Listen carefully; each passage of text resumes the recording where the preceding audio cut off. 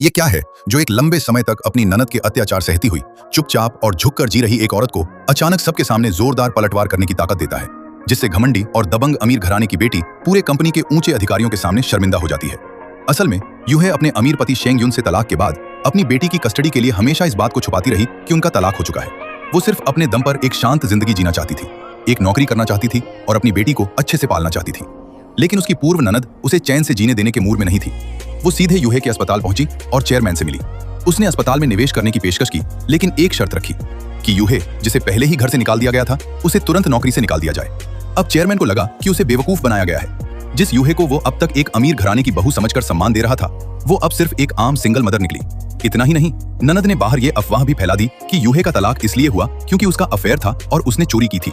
इससे एक तरफ उनके परिवार की इज्जत बच गई और दूसरी तरफ यूहे बदनाम हो गई। अपनी बेटी के लिए यूहे अब तक सब कुछ चुपचाप सहती रही, लेकिन उसने कभी नहीं सोचा था कि तलाक के बाद भी उसे नहीं छोड़ा जाएगा। वो गुस्से में अपनी ननद के सामने जा खड़ी हुई और पूछा, तुम लोगों ने मेरे साथ जो किया मैं सब सह गई, लेकिन तुमने झूठी बातें फैलाकर मेरी बेटी का भविष्य क्यों खराब किया? उसकी बेटी को लोग ताने देंगे, उसके जन्म पर सवाल उठाएंगे। उसी पल यूहे को अपनी ननद का असली चेहरा साफ दिख गया।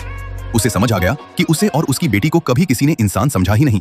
बीते हुए सारे अपमान उसके दिमाग में घूमने लगे और इस बार उसने चुप रहने का फैसला नहीं किया, क्योंकि बार बार झुकने से कभी सम्मान नहीं मिलता, बल्कि बुरे लोग तुम्हारी कमजोरी का फायदा उठाकर तुम्हें खत्म करने की कोशिश करते हैं। या तो चुप रहकर मिट जाओ या फिर चुप्पी तोड़कर लड़ जाओ। यूहे सीधे उस मीटिंग रूम में घुस गई जहां बड़े अधिकारी मीटिंग कर रहे थे। उसने एक गिलास पानी उठाया और बिना कुछ कहे पूरा पानी अपनी ननद के सिर पर उंडेल दिया। पूरे कमरे में सन्नाटा छा गया और यूहे बिना कुछ बोले शांत चेहरे के साथ बाहर निकल गई। सबके सामने हुई इस बेइज्जती से ननद गुस्से से कांपने लगी, लेकिन यूहे यहाँ रुकने वाली नहीं थी। वह अपने ऑफिस में खुद को बंद कर लेती है जैसे सामान समेट रही हो। तभी सिक्योरिटी दरवाजा तोड़ने आती है। उसी समय एंताई को खबर मिलती है और वह तुरंत वहां पहुंचता है। वह यूहे के सामने खड़ा होकर कहता है, अगर तुम यहाँ रहना चाहती हो तो रहो, जो करना है अपने तरीके से करो, मैं तुम्हारे साथ हूँ। ये सुनकर यूहे की आंखों में आंसू आ जाते हैं। इतने समय बाद पहली बार कोई उसके साथ खड़ा था। मुश्किल समय में मिला सहारा सबसे ज्यादा मायने रखता है। एक मैं तुम्हारे साथ हूँ दुनिया की हजार झूठी तसल्ली से ज्यादा ताकत देता है। अब यूहे पहले जैसी कमजोर नहीं रही। अब वह अपने और अपनी बेटी के साथ हुए हर अन्याय का हिसाब बराबर करने वाली थी।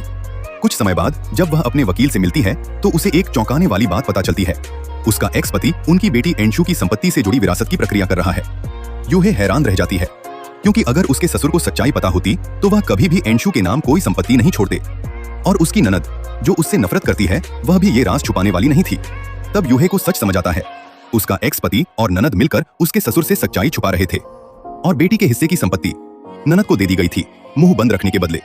अब यूहे ने फैसला कर लिया, वह कोर्ट में केस करेगी और अपनी बेटी का हक एक एक पैसा वापस लेगी। ननद को यह बिल्कुल उम्मीद नहीं थी कि उसकी लालच ही उसकी सबसे बड़ी कमजोरी बन जाएगी। जिस चाल को वह परफेक्ट समझ रही थी, वही अब उसके लिए जाल बन चुकी थी। यूहे ने यह भी तय कर लिया कि अब वह अपने ऊपर लगे झूठे इल्जाम और चुप नहीं सहेगी।